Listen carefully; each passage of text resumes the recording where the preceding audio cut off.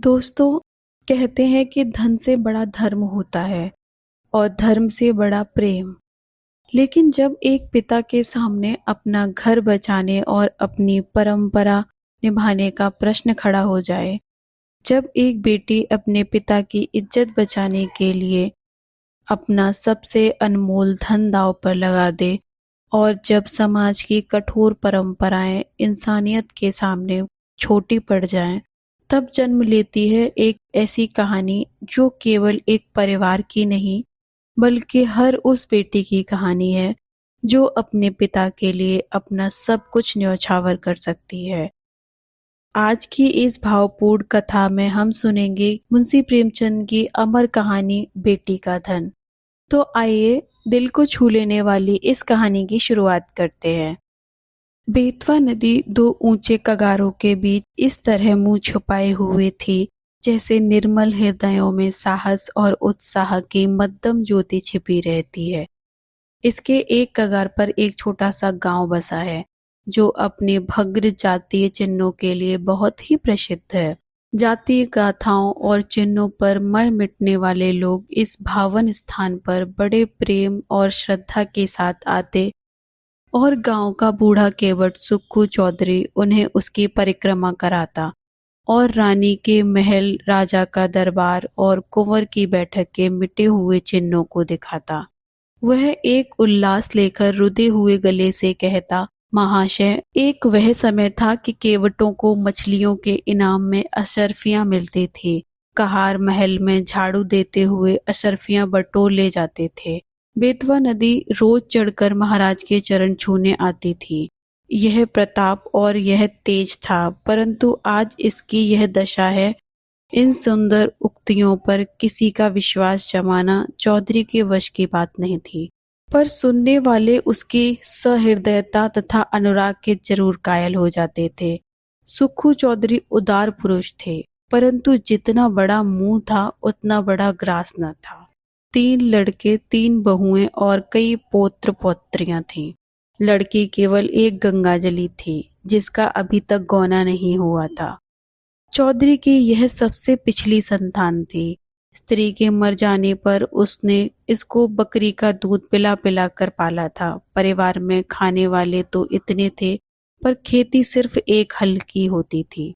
ज्यों त्यों कर निर्वाह होता था, परंतु सुक्खू की वृद्धावस्था और पुरातत्व ज्ञान ने उसे गांव में वह मान और प्रतिष्ठा प्रदान कर रुकर रखी थी जिसे देखकर झगड़ू साहू भीतर ही भीतर चलते थे। सुक्खू जब गांव वालों के समक्ष हाकिमों से हाथ फेंक फेंक कर बातें करने लगता और खंडहरों को घुमा फिरा कर दिखाने लगता, तो झगड़ू साहू जो चपरासियों के धक्के खाने के डर से करीब नहीं फटकते थे, तड़प तड़प कर रह जाते थे। अतः वे सदा इस शुभ अवसर की प्रतीक्षा करते रहते जब सुक्खू पर अपने धन द्वारा प्रभुत्व जमा सकें। इस गांव के जमींदार ठाकुर जीतन सिंह थे, जिनकी बेगार के मारे गांव वालों का नाकों दम था। उस साल जिला मजिस्ट्रेट का दौरा हुआ और वह यहाँ के पुरातन चिन्ह की सैर करने के लिए पधारे, तो सुक्खू चौधरी ने दबी जबान से अपने गांव वालों की दुख कहानी उन्हें सुनाई। हाकिमों से वार्तालाप करने में उसे तनिक भी भय न होता था।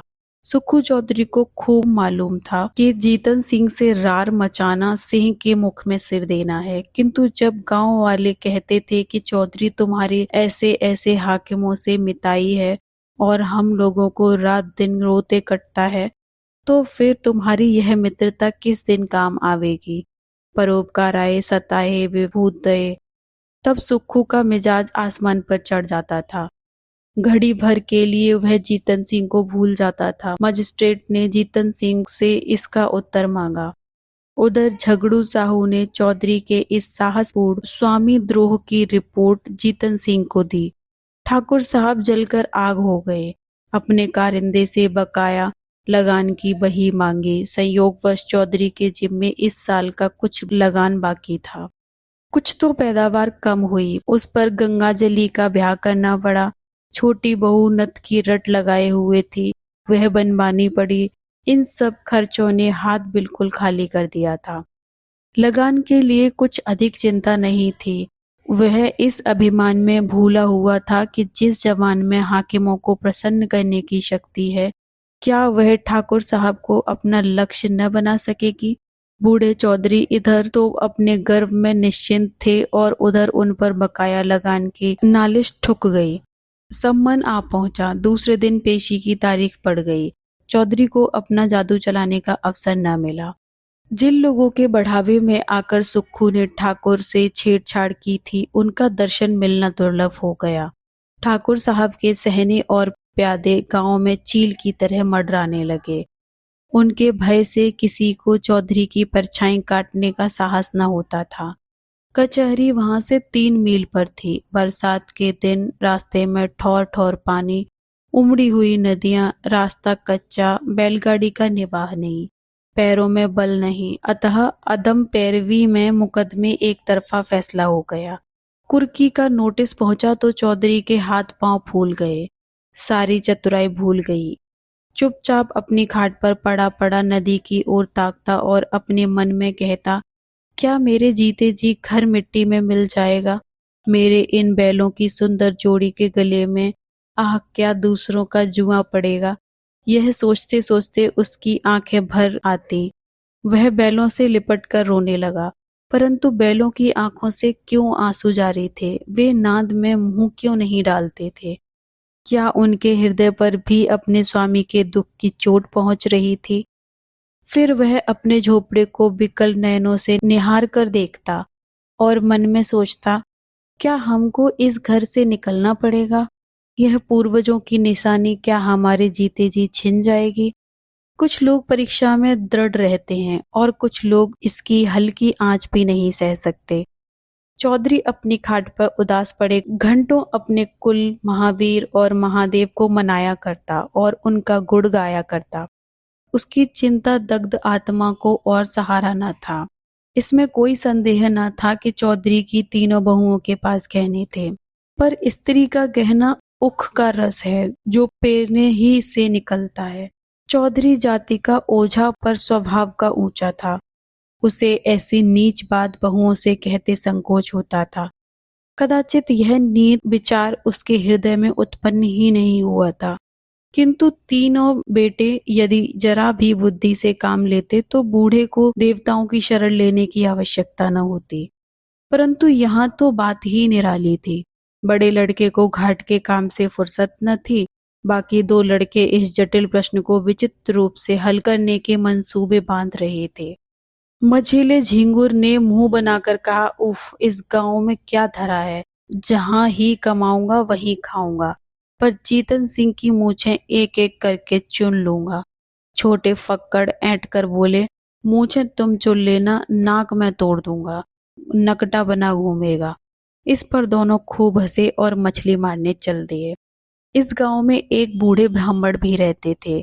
मंदिर में पूजा करते और नित्य अपने यजमानों को दर्शन देने नदी पा जाते, पर खेवे के पैसे न देते। तीसरे दिन वह जमींदार के गुप्तचरों की आंख बचाकर सुक्खू के पास आए और सहानुभूति के स्वर में बोले, चौधरी, कल ही तक म्याद है और तुम अभी तक पड़े पड़े सो रहे हो। क्यों नहीं घर की चीज ढूंढ ढांड कर किसी और जगह भेज देते? न हो कि समधियाने पठवा दो। जो कुछ बच रहे वही सही, घर की मिट्टी खोदकर थोड़े ही कोई ले जाएगा। इधर कई दिन की निरंतर भक्ति और उपासना के कारण चौधरी का मन शुद्ध और पवित्र हो गया था। उसे छल प्रपंच से घृणा हो गई थी। पंडित जी इस काम में सिद्धहस्त थे। लज्जित हो गए, परंतु चौधरी के घर के अन्य लोगों को ईश्वर इच्छा पर इतना भरोसा न। धीरे धीरे घर के बर्तन भाड़े खिसकाए जाते थे। अनाज का एक दाना भी घर में न रहने पाया। रात को नाव लदी हुई जाती और उधर से खाली लौटती। 3 दिन तक घर में चूल्हा न जला। बूढ़े चौधरी के मुंह में अन्न की कौन कहे, पानी की एक बूंद भी न पड़ी। स्त्रियां भाड़ से चने भुनाकर चबाती और लड़के मछलियां भून भून कर उड़ाते।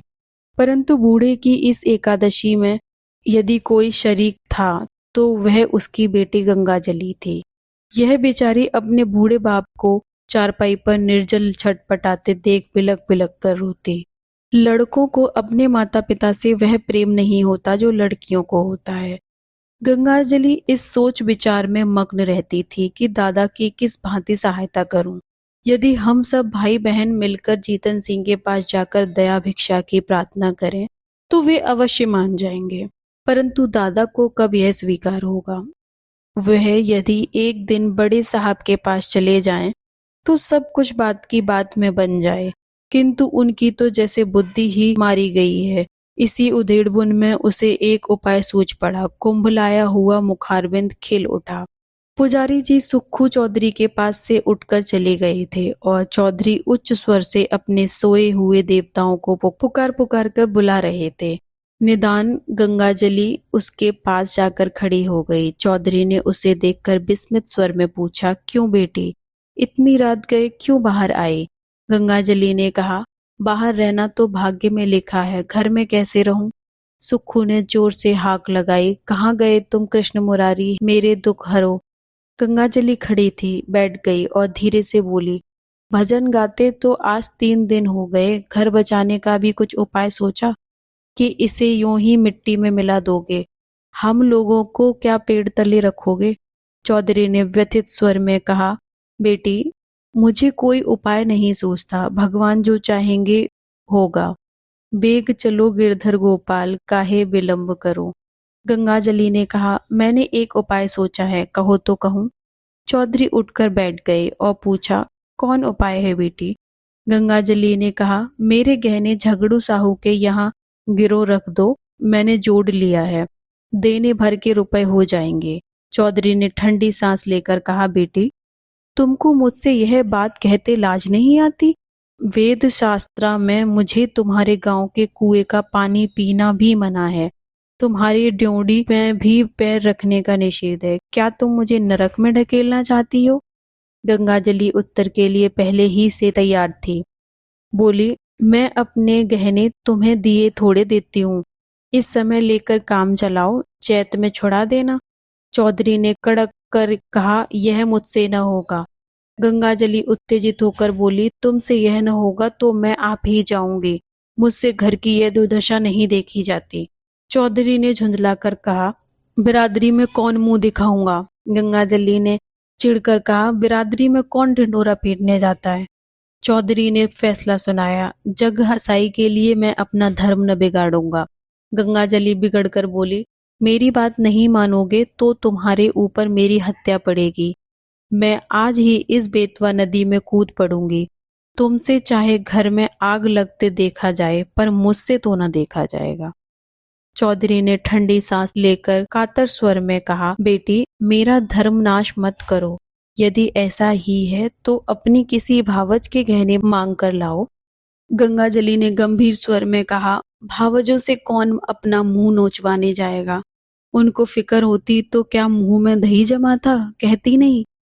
चौधरी निरुत्तर हो गए। गंगाजली घर में जाकर गहनों की पोटली लाई और एक एक करके सब गहने चौधरी के अंगोछे में बांध दिए। चौधरी ने आंखों में आंसू भरकर कहा, हाय राम, इस शरीर की क्या गति लिखी है। यह कहकर उठे। बहुत संभालने पर भी आंखों में आंसू न छिपे। रात का समय था। बेतवा नदी के किनारे किनारे मार्ग को छोड़कर सुक्खू चौधरी गहनों की गठरी काख में दबाए इस तरह चुपके चुपके चल रहे थे मानो पाप की गठरी लिए जाते हैं। जब वह झगड़ू साहू के मकान के पास पहुंचे तो ठहर गए। आंखें खूब साफ की जिससे किसी को यह न बोध हो कि चौधरी रोता था। झगड़ू साहू धागे की कमानी की एक मोटी ऐनक लगाए बही खाता फैलाए हुक्का पी रहे थे और दीपक के धुंधले प्रकाश में उन अक्षरों को पढ़ने की व्यर्थ चेष्टा में लगे थे जिनमें स्याही की किफायत की गई थी। बार बार ऐनक को साफ करते और आंख मलते, पर चिराग की बत्ती उकसाना या दोहरी बत्ती लगाना शायद इसलिए उचित नहीं समझते थे कि तेल का अपव्यय होगा। इसी समय सुक्खू चौधरी ने आकर कहा, जयराम जी। झगड़ू साहू ने देखा, पहचान कर बोले, जयराम जी चौधरी, कहो मुकदमे में क्या हुआ? यह लेन देन बड़े झंझट का काम है, दिन भर सिर उठाने की छुट्टी नहीं मिलती। चौधरी ने पोटली को खूब सावधानी से छिपाकर लापरवाही के साथ कहा, अभी तक तो कुछ नहीं हुआ। कल इजराय डिग्री होने वाली है। ठाकुर साहब ने न जाने कब का बैर निकाला है। हमको 2-3 दिन की भी मोहलत होती तो डिग्री न जारी होने पाती। छोटे साहब और बड़े साहब दोनों हमको अच्छी तरह जानते हैं। अभी इस साल मैंने उनसे नदी के किनारे घंटों बातें की, किंतु एक तो बरसात के दिन, दूसरे एक दिन की भी मोहलत नहीं। क्या करता? इस समय मुझे रुपयों की चिंता है। झगड़ू साहू ने विस्मित होकर पूछा, तुमको रुपयों की चिंता? घर में भरा है, वह किस दिन काम आवेगा? झगड़ू साहू ने यह व्यंग्यवाण नहीं छोड़ा। वास्तव में उन्हें और सारे गांव को विश्वास था कि चौधरी के घर में लक्ष्मी महारानी का अखंड राज्य है। चौधरी का रंग बदलने लगा। बोले, साहू जी, रुपया होता तो किस बात की चिंता थी? तुमसे कौन छुपाव है? आज 3 दिन से घर में चूल्हा नहीं जला, रोना पीटना पड़ा है। अब तो तुम्हारे बसाए बसूंगा। ठाकुर साहब ने तो उजाड़ने में कोई कसर न छोड़ी। झगड़ू साहू जीतन सिंह को खुश रखना जरूर चाहते थे, पर साथ ही चौधरी को भी नाखुश करना मंजूर न था।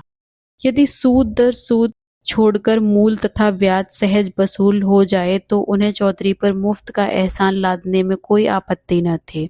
यदि चौधरी के अफसरों की जान पहचान के कारण साहू जी का टैक्स से गला छूट जाए, जो अनेक उपाय करके अहलकारों की मुट्ठी गर्म करने पर भी नित्य प्रति उनकी तोंद की तरह बढ़ता ही जा रहा था, तो क्या पूछना। बोले, क्या कहें चौधरी जी, खर्चे के मारे आजकल हम भी तबाह हैं। लहने वसूल नहीं होते, टैक्स का रुपया देना पड़ा, हाथ बिल्कुल खाली हो गया। तुम्हें कितना रुपया चाहिए? चौधरी ने कहा, 100 रुपए की डिग्री है, खर्च वर्च मिलाकर 200 के लगभग समझो। झगड़ू अब अपने दांव खोलने लगे। पूछा, तुम्हारे लड़कों ने तुम्हारी कुछ भी मदद न की? वह सब भी तो कुछ न कुछ कमाते ही हैं। साहू जी का यह निशाना ठीक पड़ा। लड़कों ने लापरवाही से चौधरी के मन में जो कुत्थित भाव भरे थे वह सजीव हो गए। बोले, भाई, लड़के किसी काम के होते तो यह दिन क्यों देखना पड़ता? उन्हें तो अपने भोग विलास से मतलब, घर गृहस्थी का बोझ तो मेरे सिर पर है। मैं इसे जैसे चाहूं संभालूं, उनसे कुछ सरोकार नहीं। मरते दम भी गला नहीं छूटता, मरूंगा तो सब खाल में भूसा भरा कर रख छोड़ेंगे। गृह कारज नाना जंजाला। झगड़ू ने तीसरा तीर मारा। क्या बहुओं से भी कुछ न बन पड़ा? चौधरी ने उत्तर दिया, बहू बेटे सब अपनी अपनी मौज में मस्त हैं। मैं 3 दिन तक द्वार पर बिना अन्न जल के पड़ा था, किसी ने बात भी नहीं पूछी। कहाँ की सलाह, कहाँ की बातचीत। बहुओं के पास रुपए न हो पर गहने तो, और वे भी मेरे बनवाए हुए। इस दुर्दिन के समय यदि 2-2 थान उतार देती तो क्या मैं छुड़ा न देता? सदा यही दिन थोड़े ही रहेंगे। झगड़ू समझ गए कि यह महज जवान का सौदा, और वह जवान का सौदा भूलकर भी न करते थे। बोले, तुम्हारे घर के लोग भी अनूठे हैं। क्या इतना भी नहीं जानते कि बूढ़ा रुपए कहाँ से लावेगा?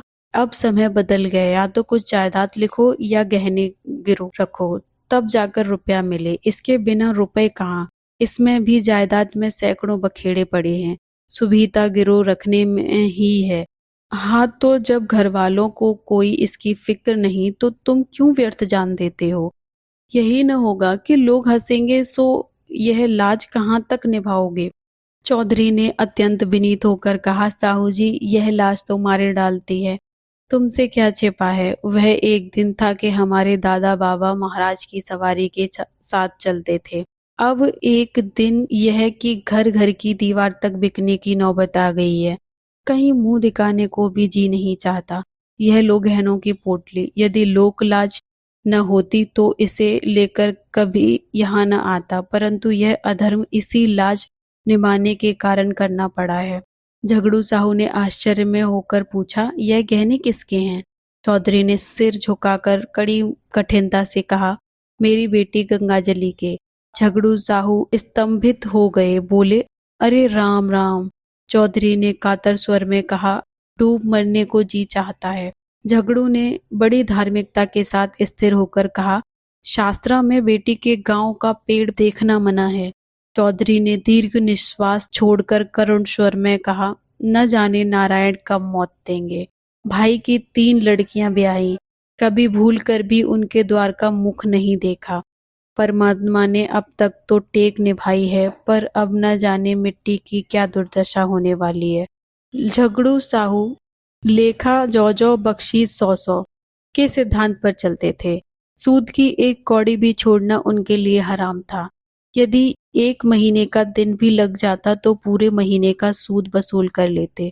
परंतु नवरात्रि में नित्य दुर्गा पाठ करवाते थे। पितृपक्ष में रोज ब्राह्मणों को सीधा बांटते थे। बनियों की धर्म में बड़ी निष्ठा होती है।